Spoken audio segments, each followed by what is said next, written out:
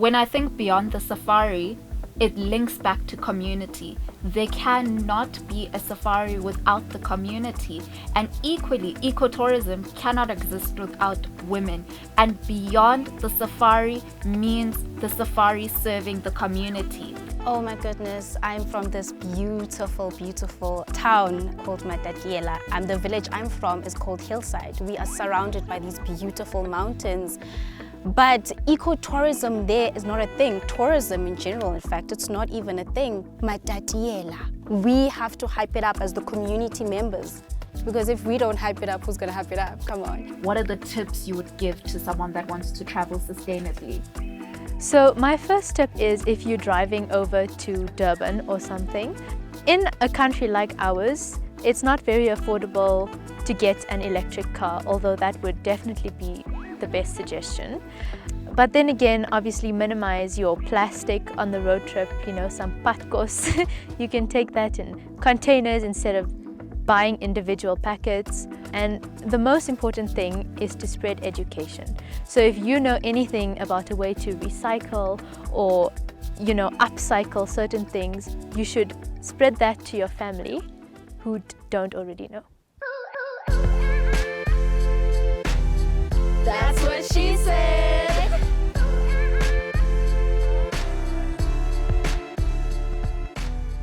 So I was reading a quote recently which read, ecotourism without women empowerment is not ecotourism at all. And it really had me thinking, because this is an article that was published in 2021 and it's 2024, and there's still so many people who don't know what ecotourism is, let alone women in ecotourism.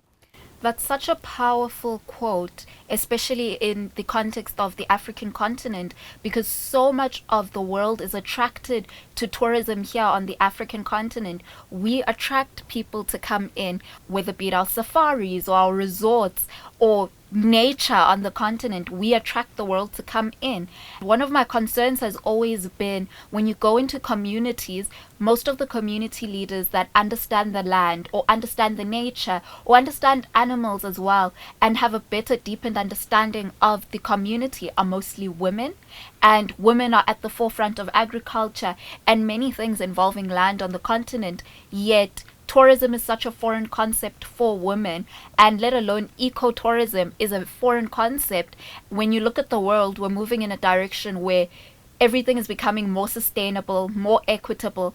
And why should the African continent be left behind? And why should African women be left behind in ecotourism? For me, it's the fact that young girls aren't always taught about, recycling and climate change. In a lot of rural communities, their focus is mainly on, at some point, getting married and having children. So with the whole idea of ecotourism and learning to appreciate your own community and the nature that you are living with, I feel that's very empowering for young girls. Welcome back to another episode of the That's What She Said podcast. You're joined by myself, Zulaikha Patel, and I am joined with two lovely ladies today who are going to tell me a bit more about themselves and why they're so drawn to ecotourism and what fuels their passion when they think of beyond the safari, and what comes to mind when someone says to them beyond the safari, or rather the safari beyond the safari. Hi guys, my name is Lazola. I'm a student at the University of Johannesburg. I am crazy about the conservation of nature and wildlife conservation in general. Hi, my name is Tasmiyah. I'm a student at Parktown High School for Girls. I am crazy about ecotourism because my family and I take yearly holidays and we try our best to do it in a sustainable manner. Two young ladies passionate about ecotourism. Lazola, can you tell me about the town you're from, Matatiela, in the Eastern Cape? There's a lot of buzz happening there, and can you give me a bit of insight around, do people know what ecotourism is? Is there awareness around it? And what does tourism look like now for a town like Matatiela?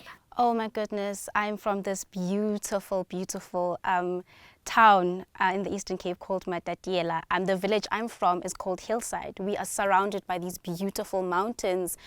But ecotourism there is not a thing. Tourism in general, in fact, it's not even a thing, because just recently, I think about 2 years ago, we just had access to simple things such as electricity. We don't have water as yet. So if we don't have those basic things, basic needs for humans, like it's still such a long time for us to actually be even introduced to such a wild concept for people around that part of the country about ecotourism. Like, So rather, there is tourism happening, but it just doesn't involve the community. there is no tourism at all happening there. Actually, there is no tourism happening there at all. When there is tourism happening, it's across the border in Lesotho, which is 3 hours away. It's not within the town, and we have so much to offer in that context. We have so much to offer. What do you think should be the start then? Where should it all begin? Because I'm hearing a lot of talk of what's not happening. What do you think should happen as a start? With the community members themselves, I think we can start there. Us as community members of that place actually just hyping it up, because if we don't hype it up, who's going to hype it up? Come on. So I feel like it just depends on us hyping it up and just showing it to the rest of the country, let alone showing it off to the rest of the world. Because even when you scroll on TikTok, you know, there's the locations shown there. I rarely ever see Matatiela on those locations. I rarely ever see it. We have to hype it up as the community members to say, okay, this is where we're from. Look at the beauty. Look at these mountains. Look at the views. We have so much to offer. Tasmiyah, if someone had to ask you, or for any viewer, to just simply define in your words what ecotourism is, what would you say? Well, I would have to say that in a sustainable way, to minimize climate change in your own way, travel sustainably, and minimize your carbon footprint. And then you travel to places that are centered around nature. For example, you go on hikes in the Drakensberg, or you visit the Kruger National Park, places that you know are safe and protected. Yeah. What are the tips you would give to someone that wants to travel sustainably?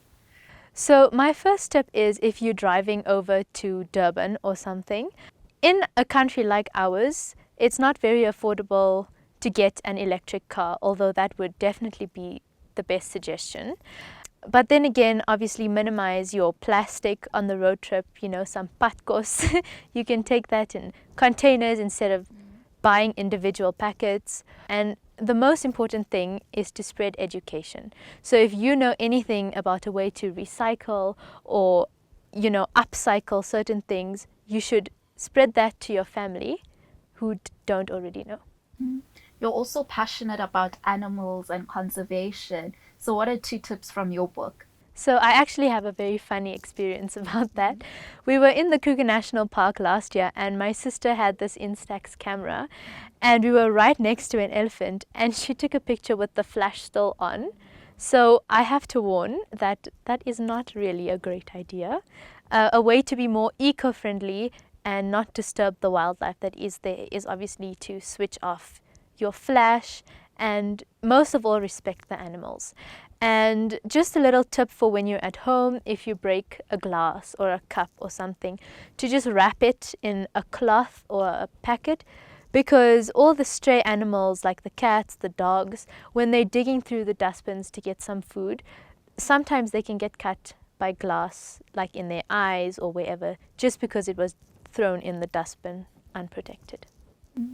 And ecotourism is essentially being more sustainable when you travel, more conscious of the environment around you, and conscious of the animals, and just conscious of what you do, where you dispose any form of plastic, glass, being aware of those things. Speaking more about ecotourism, there's so many examples of women on the continent, in different regions on the continent, that are involved in ecotourism and more sustainable ways of making tourism friendly to the world coming in to see the continent. There's an example of a woman which you are quite passionate about. Do you care to share a bit about her? About the women in Kenya from the Yes. Maasai community. Oh my goodness, when I read that article, I was so intrigued because it made me think of maybe a few years down the line when I'm grown, I can maybe do something similar. She basically is modernizing some traditional values from her community to just make it a tourist destination, but in an eco-friendly way, along with her husband. It really intrigued me because I was thinking of, when I read that article, I was thinking of my hometown. I was thinking of what I can do there because there's so much land.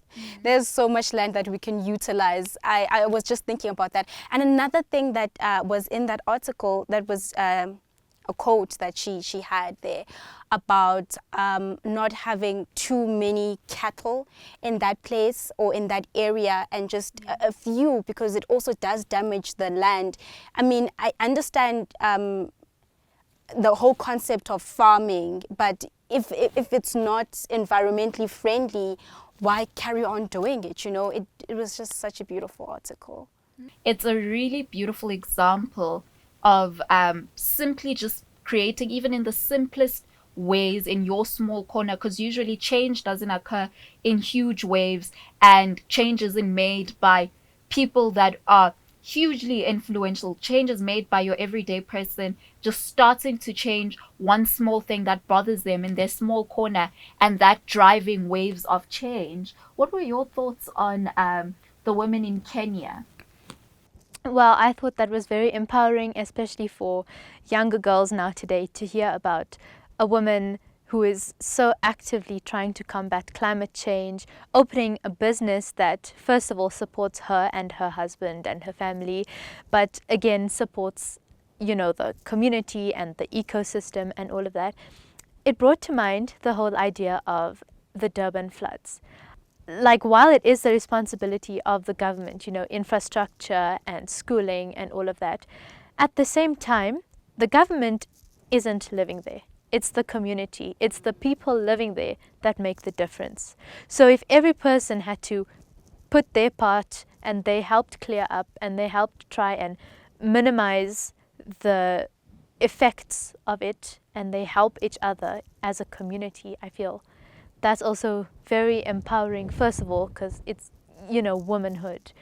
But then again, it's just the whole feeling of family and community. I think on that topic, I think it's really lovely that you mentioned the fact that the community should be taken care of by the community members. I think most of the time, especially as South Africans, most of the time we tend to think that certain things in communities, in our communities, need to be done by the government. But what are we doing to help our own communities, you know?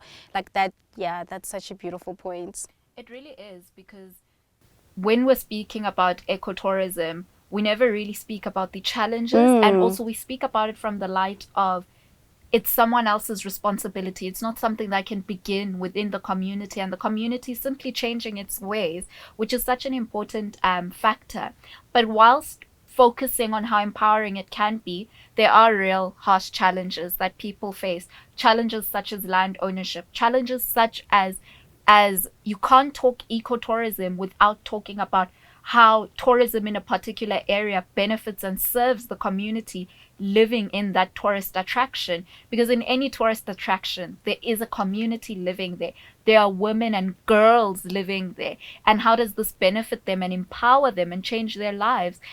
So I want to actually come to you, Lazola, because we're talking about a community which currently has no tourism, yet it's a beautiful place where there is potential for tourism, and there is potential to open the door to create opportunities for members in the community. If you had to be chosen today to be given a seat at a decision making table, right?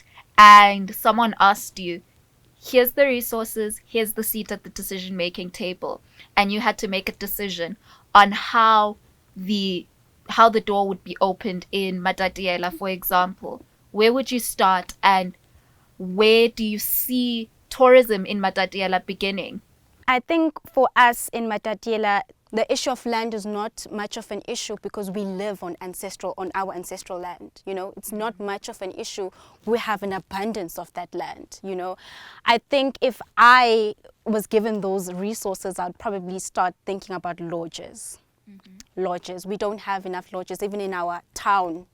We don't have it. I think I can only think of one, one lodge in the town. We haven't even started thinking about the villages now, and that's where like the beauty is. You know, I would think lodges. I would think introducing water. Such a simple thing, water, because I mean, if you are traveling somewhere, you do need some sort of comfortability, and water is a big part of that. It sounds like such a small thing when you mention it, because most people don't know that struggle.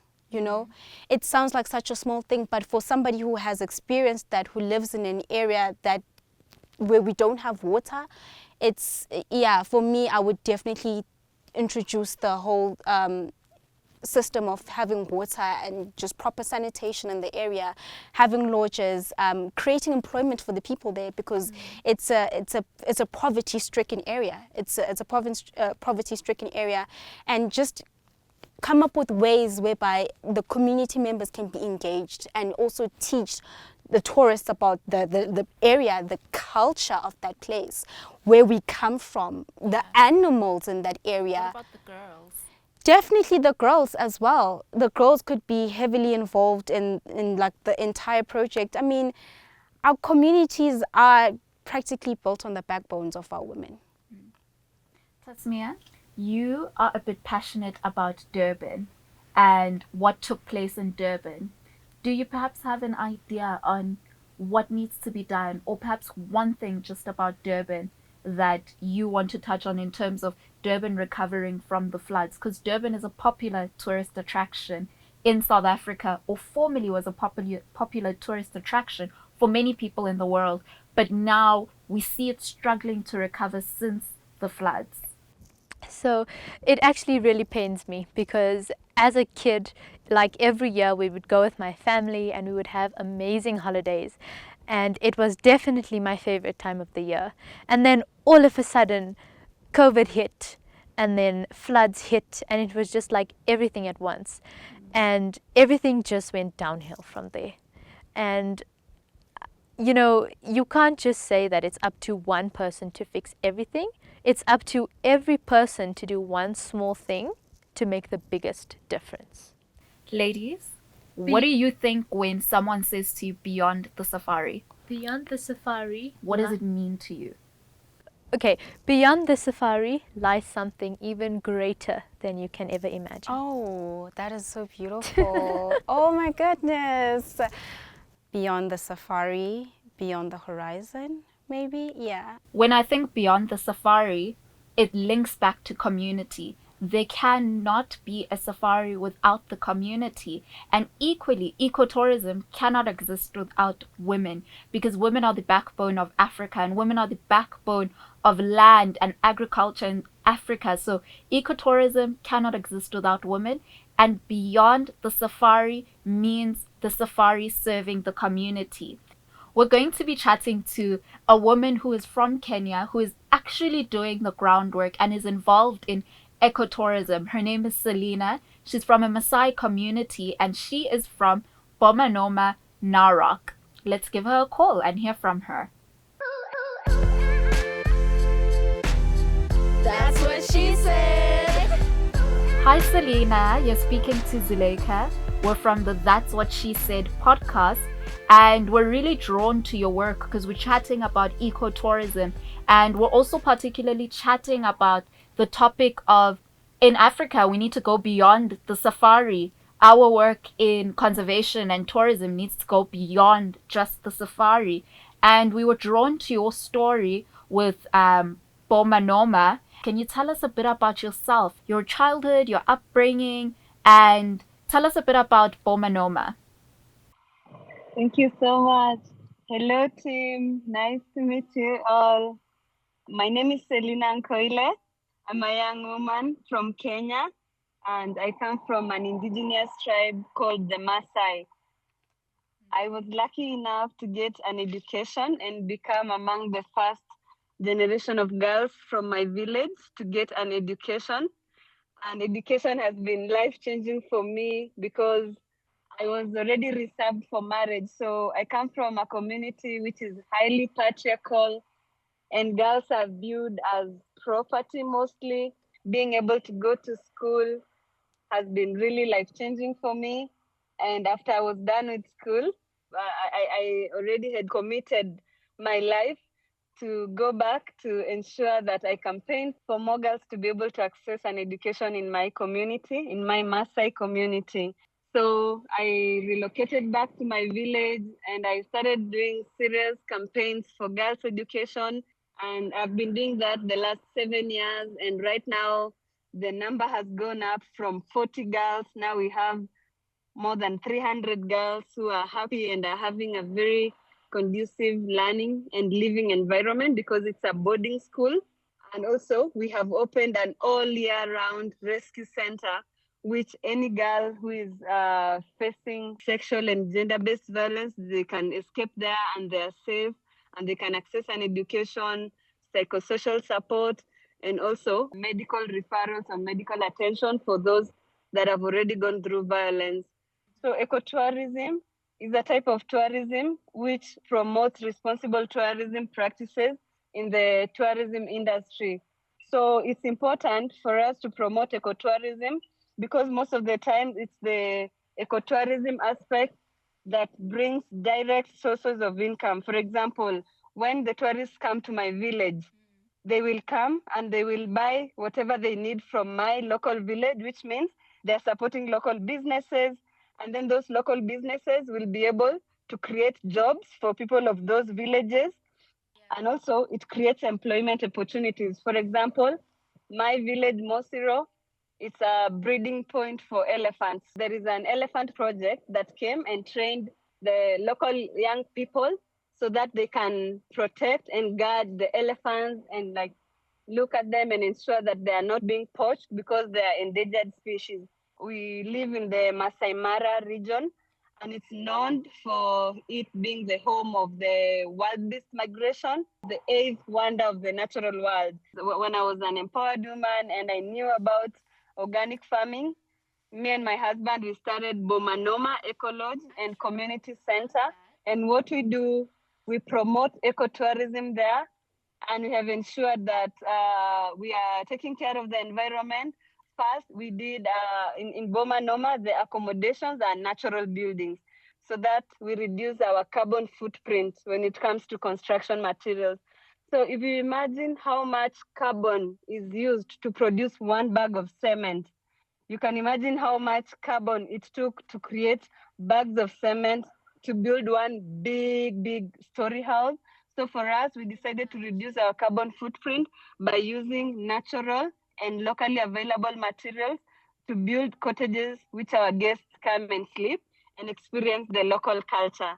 We started a community farm where we demonstrate organic farming and sustainable farming practices to our local community so that they're able to address food security, nutrition security at the household level. We do organic farming trainings. We have a seed bank whereby we share seeds and seedlings with our local community. Every child and every of our community member does not have to go to bed hungry. I wanted to ask you, you mentioned a lot about farming sustainably and planting. So, what is a plant that's your favorite because it grows really quickly and at the same time feeds a lot of people? I love green vegetables because that's one of the diet that really lacks in my community because people do not know how to farm, even though they never used to farm it traditionally. So now I'm doing a lot of trainings on the importance of a balanced diet, importance of having leafy green vegetables in your diet. So yeah, I like that. Those are my favorite lands. How did you get your community to buy into participating in your project? So I did a need assessment by observation, first of all. So because a lot of my community members know that I really care about the community, most of the women would come to me and open up to me and tell me that their children only had water the previous night and went to bed. That's how I learned that food security was an issue in our community, and a lot of families did not have access to basic need of food. And so that's when I decided maybe the best thing to do is not giving them food, but showing them how to grow their own food sustainably. I also have a community-based organization called Nashipai Masai Project, whereby we do a lot of community education around different issues. For example, food security, nutrition security. I will go on local radios to talk about these issues. And that's how I got to know that this is the issue and we could engage with the local community. Thank you so much, Selena. Thank you. Thank you for joining us today. We're really inspired by your work, and please keep up the good fight. Thank you. Thank you so much. Thank you. Bye. That was such a mouthful and so inspirational. Selena's up to so much amazing work. Tasmiyah, as someone passionate about conservation, what are your takeaways on everything she said, and how do they tie back to your passions around conservation? I have always been passionate about animals, and hearing her talk so passionately about conservation and, climate change and just protecting your environment, it really inspired me to try and do more than what I am currently doing, and also inspired me to spread the word. Education is the best thing that you can have, spreading awareness, and also I think it's very inspiring to young girls as well. Lazola, your takeaways? Starting a project like this on your own, like finding the inspiration within yourself and just starting this project without necessarily waiting for help from the government, and basically just involving the community in the project as a whole and making the community realize that this is what we're lacking, this is what we can do to fix what we're lacking. I think for me that was the biggest takeaway, because most times we don't realize that. I'm thinking about my community in that sense, just to make them realize that this is what we're lacking, this is what we can do to actually fix this scarcity of this particular thing. So yeah. One of the most important things that Selena highlighted for me was the importance of community and educating the community, as well as coming back once you are educated and making sure that the rest of your community is educated, to bring your community in as a whole once you open the doors of opportunity, and bringing in your community as a whole to benefit. And she touched on something which also made me think about land. Land is such an important, we need to strive for communities owning the land where tourist attractions are built. And there you have it. That's what she said. Stay tuned on our various platforms. Like, share, and subscribe to stay tuned for more exciting, impactful conversations with passionate girls who are passionate about various issues such as climate change, empowering women to succeed, and empowering girls. There are many exciting conversations coming up on the platform, so stay tuned and make sure you like, share, and subscribe so you don't miss out. And that's what they said. That's what she said.